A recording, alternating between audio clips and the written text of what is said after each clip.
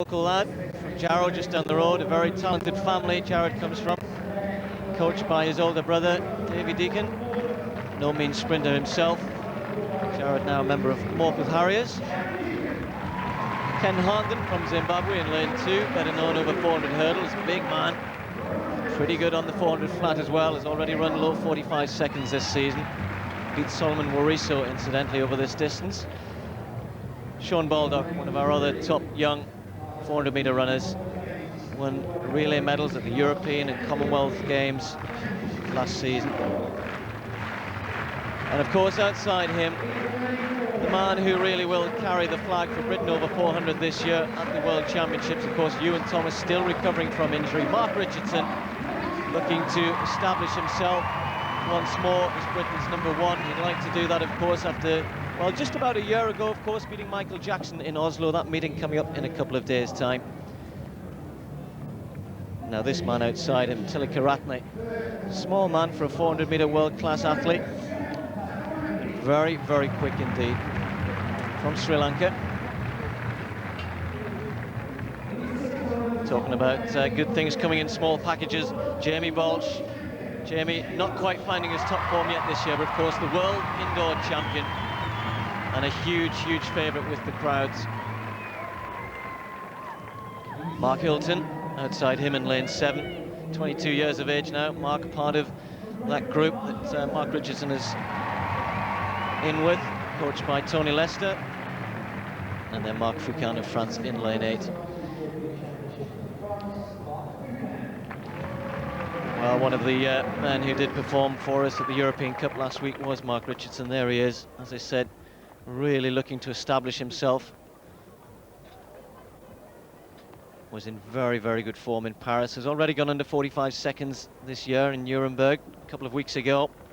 Would dearly love to produce something like that here. As we've mentioned, conditions, well, not ideal. There is a stiff breeze down the back straight. And Mark, just the way it may feel as though his best tactics here might be to wait and see what happens over that first 200. Tilakaratne outside him in lane 5. Ran a very, very good race in Doha, I saw about a month ago. Tends to be the sort of athlete who gets up for what he thinks is the big occasion and may take it out pretty quickly here. Get away first time. Going away very, very quickly is Jamie Balch. He set off very fast down the back straight, already making up ground on Mark Hilton. And on the outside, Foucan of France also going well. Mark Richardson beginning to make inroads into Tilakaratne outside him. It could well be Jamie Balch heading through that first 200 with Marc Foucan of France right out there in lane 8. He is a good sprinter and using that speed over the first 200. But now, Mark Richardson beginning to make up ground on Jamie Balch as they come into the home straight. Mark Richardson is going to have a 2-meter lead. It's Richardson in the lead. In lane 2, Ken Hondon going well for Zimbabwe. Jamie Balch beginning to fight back now, but Mark Richardson is clear and still going away. Richardson's going to win this one. Hondon finishing quickly as well. Mark Richardson gets the win.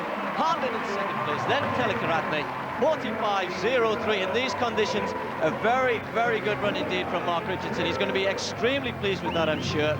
And for me, he looked as though he's coming into very, very good form at just the right time. He wants to build up his season towards those World Championships. He's got the trials to get out of the way first. I'm sure in the back of his mind is Oslo as well this week. But Mark looks in very, very good nick indeed for my money. Ewan Thomas, I'm sure, will be watching this, wishing that he was here, but for Mark, no such thoughts about anybody else. He's got to concentrate on #1. Well, certainly Mark Richardson learned a lot from last season. He's not over racing now, he's much more mature, he's making steady progress, he runs a sensible first 200 metres and then makes good from 200 to 300 metres. This is something that Michael Johnson does. But at this stage, he's come away by 4 or 5 metres. And Tilakaratne had a very poor start, a very slow first 200 metres. In contrast to Jamie Balch, I fancy went a little bit too quick on the first 200 metres and suffered a little bit in the third 100 metres. But Richardson looks so comfortable here.